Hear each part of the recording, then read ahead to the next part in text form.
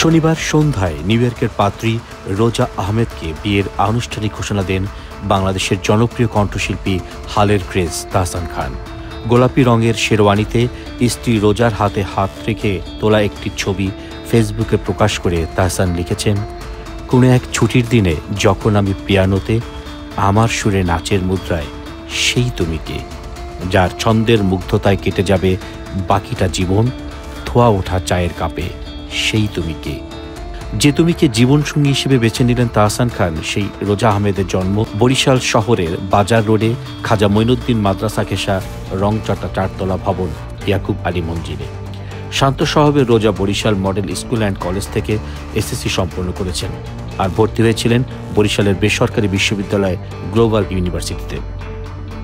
তার মামার সূত্রে ভাই উৎসকে সাথে নিয়ে 2008 সালে রোজা আহমেদ পাড়ি জমান আমেরিকায়। সেখানে জামাইকার হিলসাইড এভিনিউতে বসবাস করতে থাকেন তিনি। সেই সাথে চালিয়ে যান পড়াশোনা। তাহসানের স্ত্রী রোজা আহমেদ নিউ ইয়র্ক ইউনিভার্সিটি থেকে কসমেটোলজির উপর পড়াশোনা করেছেন। পড়াশোনা শেষ করে কসমেটোলজি লাইসেন্স গ্রহণ করেন এবং পরবর্তীতে নিউ ইয়র্কের কুইন্সে রোজাস ব্রাইডাল মেকওভার প্রতিষ্ঠা করেন।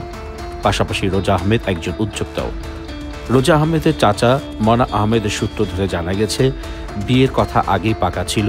3 মাস আগে বিয়ে উপলক্ষে রোজা আহমেদ আসেন ঢাকাতে। তারপর দুই পরিবারের উপস্থিতিতেই একান্ত ঘরোয়া পরিবেশে অনুষ্ঠিত হয় তাহসান আর রোজা আহমেদের বিয়ে।